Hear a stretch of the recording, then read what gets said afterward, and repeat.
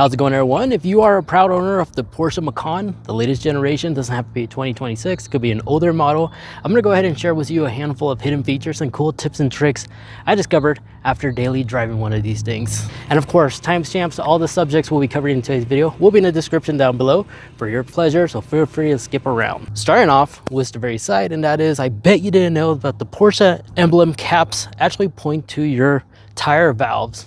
So instead of spending like a minute or two trying to find it, especially in the dark, it's actually pointing at it, which is quite unique.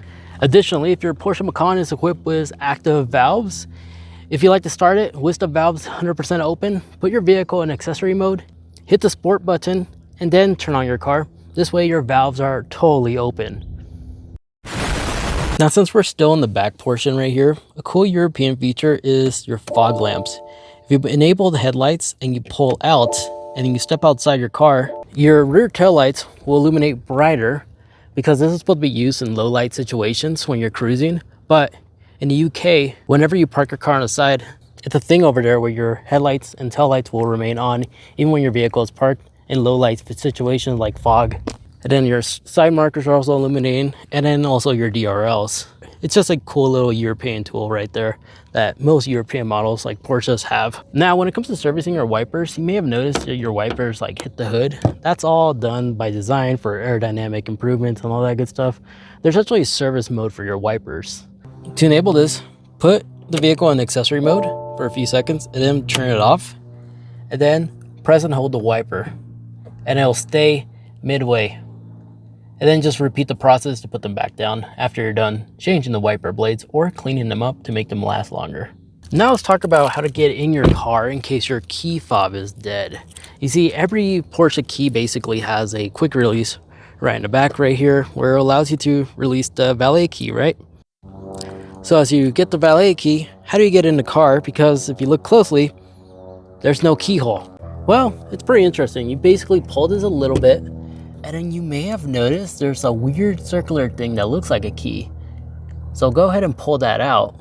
And as it comes out, so I had to drop the camera, this little cover will come out. And then simply just replace that little plastic one with the real physical key. And that's how you get quick access to your Porsche in case your battery is dead, and it should open up. So that's great and all, but now you're left wondering, how do I turn on the car with a dead key fob? Well, this little thing is just a placement holder for the physical key, because if you look closely, you could insert the key in there and start the car like an old school Mercedes. So if I take the key outside the car as an example, to get this plastic piece out, simply twist the knob twice to accessory mode and then back, and you'll hear a click. And you can simply pull it out without having a key. And now you could take the actual physical key, insert it. It's a one size fit, so if it doesn't fit well in the other position, reposition the key, it should fit. And then put your foot on brake, and the car turns on. Don't lose this. This is actually expensive. And they make some aluminum ones too, higher premium versions, but the standard one is pretty nice. And then once you're done, and you replace the key fob, turn off the key, it unlocks, and then reinsert the key placement holder. And then if it ever gets jammed, there's like a little cover right there you can open up to forcefully force the key fob off from being locked in case it is jammed in there, which is rarely likely to happen, but it's there just as a backup, which is quite nice. Now, other cool things about Porsches that are traditional still, and it should be that way, is shadow lock safety. It's still used by this little hole right here where you'll take that valet key, twist to enable shadow locks. This way your kids can't be clever enough to manually disable it on their end. They need the actual key to do that. No electronics or anything like that where they could just enable it on the screen. It still is a physical keyhole like it should be. Now, the cool thing about Porsches in general is they have clever ways to hide the tire pressure inflator. Because if you look closely in the back, pardon the mess in the camera equipment, I just got the car washed. Let me move this out of the side. But if you lift this up to like see your spare tire or inflator, you see the spare tire, but you won't be able to see your tire inflator, which kind of defeats the purpose of this, because this requires you to inflate it in order to get that on. Well, this is what I like about Porsches. You see, they're hidden, and they just make the interior look clean. But this cover right here, there's a hole right here where you could put your fingers in, and then if you pull and remove this, you'll find your tire inflator right here, giving you additional cargo compartments for other stuff like your wheel lock or other stuff you want to leave in here and just keep it outside, like tools and stuff like that. So this is where your tire inflator is located. It's also designed to come off that way, which is quite nice. So there's no fear of clips breaking or anything like that.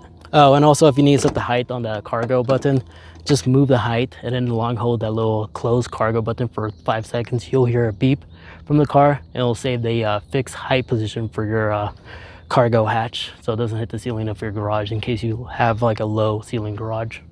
Now as we're inside the Porsche, a hidden thing that I found kind of funny is that underneath this little plastic cover, if you lift this up, you will find your 12-volt outlet right there, perfect for the air inflator, so you can connect it here, inflate the rights or the lefts. And then yeah, so your 12-volt, it's actually located right underneath this little piece of plastic, which is quite funny. Other things you'll find right here is not a lot of people know about this, but this is actually a button that you can press. It doesn't look like a button, but that's a press. You need to press this in order to enable the ability for these mirrors, including your sides, to like dim down in case there's like vehicle tail lights behind you and stuff like that. That's how you can enable that. And then another thing I noticed about this car is this little P off button. You know, when you're at a drive-through and the car won't stop beeping at you because you're too close to a wall, press this and it'll turn that off, and then it'll re-engage when you turn on the car. But that's what this allows you to do. Turn that off if you're annoyed by the beeping whenever you're through a drive-through. Now moving along over here, you know, these buttons disable the shadow lock for your rear passengers, so they lose window control. When you enable this, it'll also prevent them from adjusting the heated seats. So when you turn this on, it will disable the heated seats for them and it'll leave it where they last left it. So you could just adjust it, unlock it for them, let them adjust it, and then re-engage it.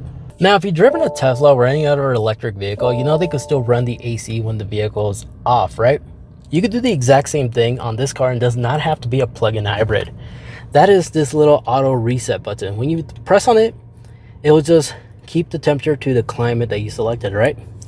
But when you turn off the car, right, it goes off, but notice how it's still illuminating. When you press on this, it will keep the AC on for 20 minutes after the vehicle is turned off. So you can literally leave your car, it's on the off position, go outside and lock it, and if you listen closely, the AC is still running, keeping the interior cool while you quickly run your errands.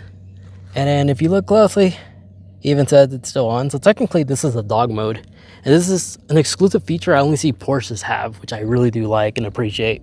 Now, another cool thing about Porsche's Macan and the Cayman, it's like that too, is it may seem like there's no place to put your sunglasses.